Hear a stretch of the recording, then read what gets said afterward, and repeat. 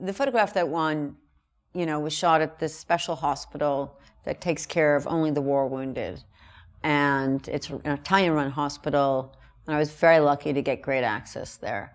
And so for me, being able to tell my story about civilian casualties and the increase in the number of killed and wounded in Afghanistan meant that I really needed to be able to shoot in safe areas, which is hospitals, orthopedic centers. This family was just walking from the local shop back to their house, and a bomb went off. It was a small bomb that went off in a part of the city that doesn't see a lot of violence. It barely hit the news. I saw it on Twitter, and my feeling was, this is exactly the kind of story I want to tell, because this will never hit the news. It won't even barely be a blip on the local television, and yet families' lives were shattered. They lost a daughter. Their son is got a head injury, and their oldest daughter is in the bed next, also with multiple injuries from shrapnel.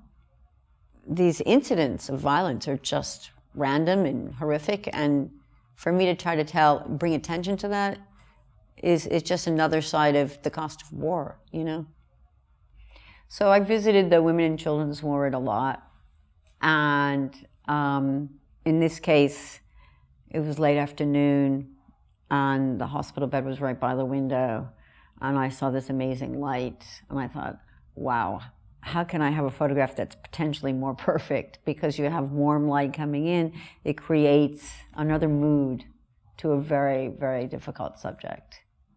And if you're doing a big story on civilian casualties, war wounded, you need to create different moods. You need to bring the viewer into your photograph and be able to look at it without turning away.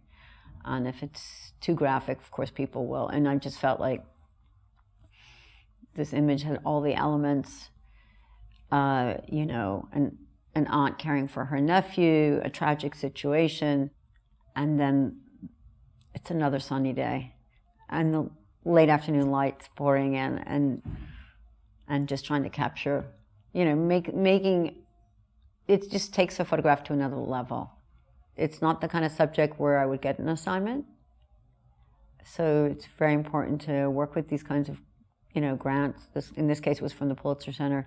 And that way I can really spend some time and delve into a subject deeper. And over the many years of working in Afghanistan, it's what I did a lot. I would revisit a subject if I thought there was a good reason to revisit it, whether it's about heroin addiction, whether it's about childbirth, education, they're worth revisiting. So obviously, sometimes, especially now, as I said, everybody's becoming numb to all this violence.